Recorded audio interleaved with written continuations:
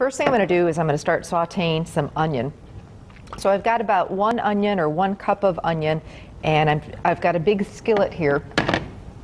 And I've got finely diced the onion. I feel like if I chop up the onion really finely, the kids won't really know what's in there. It's a great way to get a lot of onion flavor without big pieces of onion. So it's up to you. If you can, stand the big chunks, that's fine too.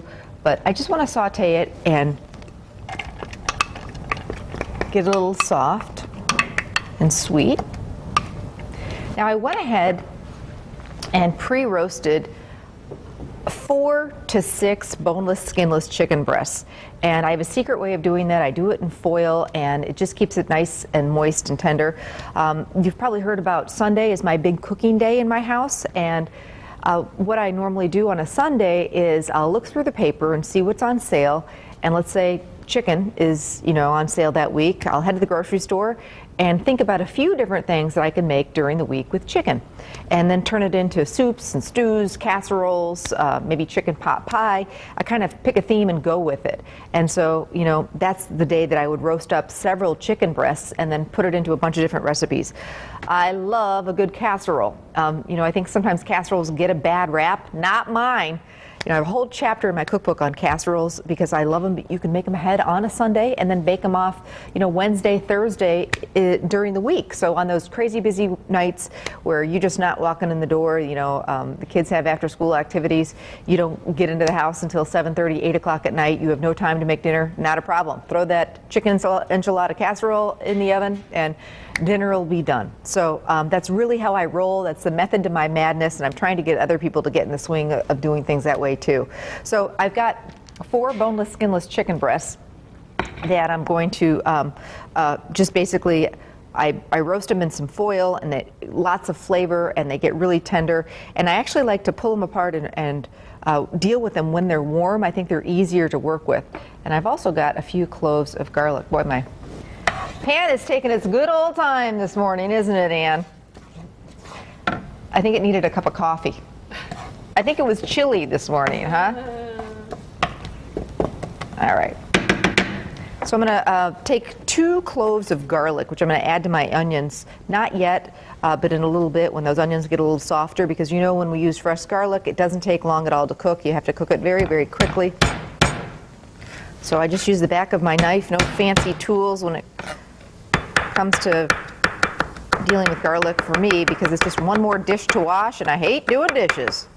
How quickly do you have to cook it, Amy? 30 seconds. You know the 30-second rule when it comes to garlic. And you've been listening? I love it. I wish my kids would listen. Okay. And my husband would listen. Is it just me? Or I can have an entire conversation with him, and like 4 days later say, yeah, now you got that? And he's like, what are you talking about? What are you talking about? I'm like, remember that whole conversation? He said, you never told me that. Oh, yeah, I did. Yeah, it's just funny. I think it's like a tune-out thing, Yeah, nodding, exactly. I love you dearly, but yeah, like entire conversations just completely disappear. Greg, you do that too? It must be a guy thing. I mean, what would we do without you guys? But you know what? You selectively tune us out. You're probably smart because we're talking all the time, and you're just sort of like, enough already. All right, so basically, I'm going to give my hands a wash. I'm going to get to shredding this chicken.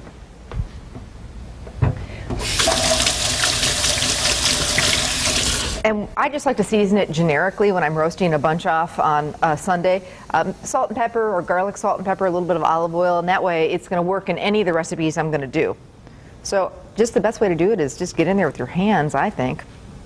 You can use forks, but this way I can kind of feel if there's anything I don't want in those enchiladas, any little bit of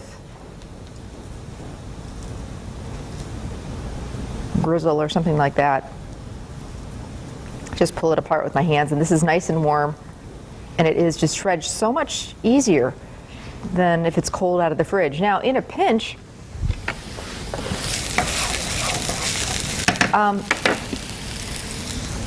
something else I do is I love rotisserie chickens. That's something that my mom has been doing forever. You just pick them up at the grocery store already done, and they rock. If you don't have time, or you just didn't have the energy to cook chicken for this recipe, pick up a rotisserie chicken and shred it up. Or this is great for leftovers. But sometimes we'll do rotisserie chicken. We'll have it the first night, as is, or I'll pick up 2 of them and then the second night turn it into a different recipe. They're very inexpensive, you know, $5 or less, and you can just do so many different things with them. All right. They are great for soup. Chicken noodle soup. Chicken chili. I make a mean white chicken chili. Okay, so my onion's starting to get a little soft, and if it gets a little color on it, that's okay, but I'm going to pull it off the heat because I want to get my garlic in now, and I can tell that the pan's just a little too hot. I don't want to burn my garlic. So once my garlic goes in, 30-second rule, get my wooden spoon going, move it, move it, move it. Just want to start to smell the garlic. Don't want to burn it or it'll turn bitter and ruin this whole dish. So why would we want to deal with that, right? Oh, starting to smell it? Has it been about 30 seconds? All right, we're good. Off goes the heat. Now we're going to start adding the rest of the stuff to make these enchiladas. Wash my hands one more time.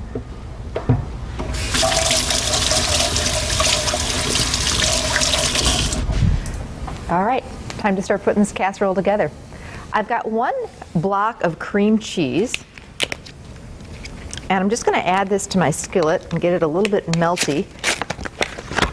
And this is the filling, basically, for this enchiladas. I'm working on the filling now with the onion, the garlic, cream cheese,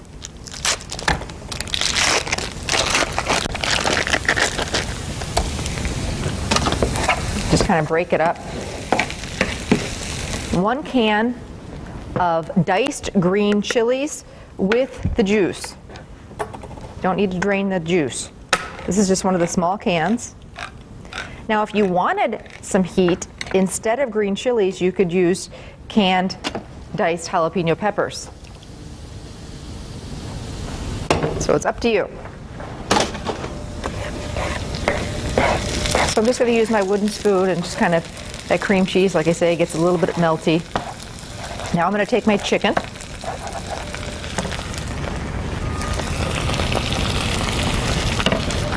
Thanks, Ann.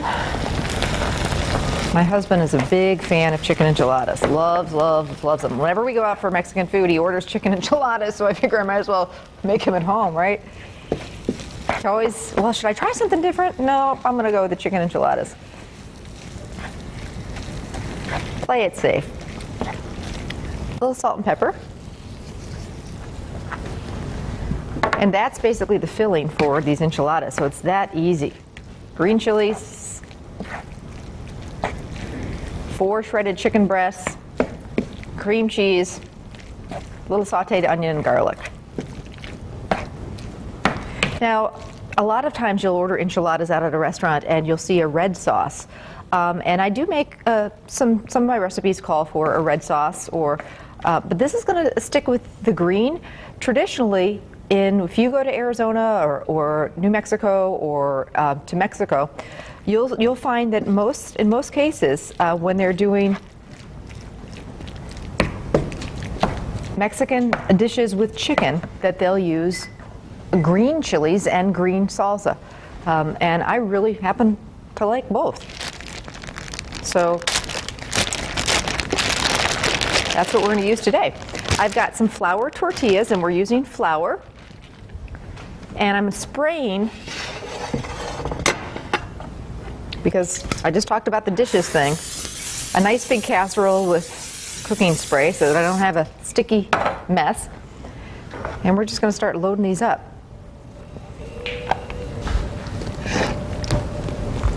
So a little bit of the filling goes right down the center.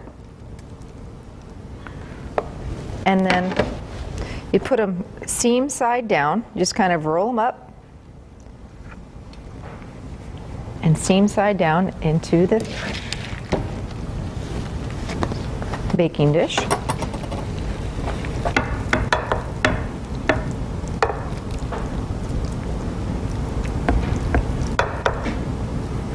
These are going to be nice big enchiladas, so probably 1 per person will do you.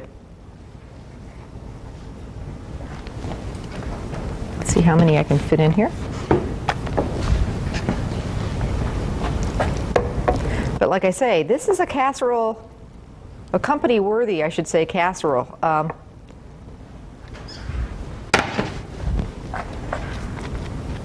Serve this with this queso blanco cheese sauce that I'm going to be making later on. Maybe a pitcher of margaritas,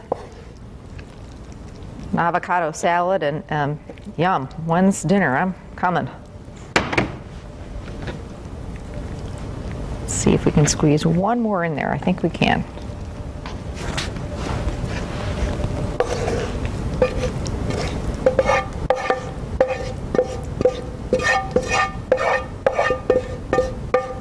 Now the fun part about this recipe is the sauce. Thank you, Anne. It's a little untraditional, but it's, oh, is it good. Basically, I've got heavy cream,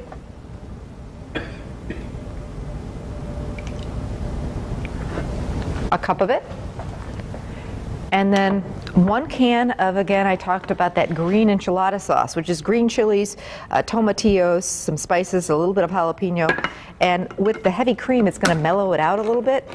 And it's just delicious. So we're mixing those together. You don't need to cook it or heat it or anything like that.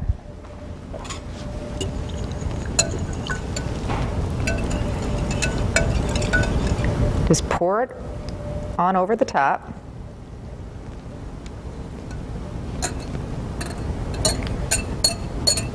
And then you top this with some shredded Mexican blend cheese, which is just basically a blend of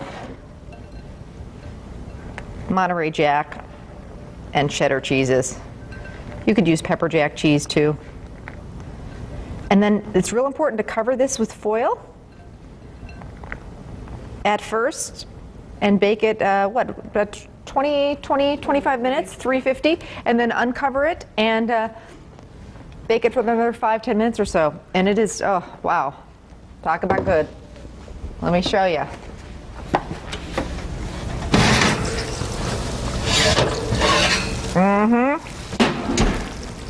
Looking good? Beauty. Maybe a little fresh cilantro on top, serve it with sour cream, maybe some black olives, and there you go. It's my green chili and chicken enchiladas. Recipes on our website. You can also pick it up at any area Festival Foods. This one's a winner. I think your family will love it. I know mine does.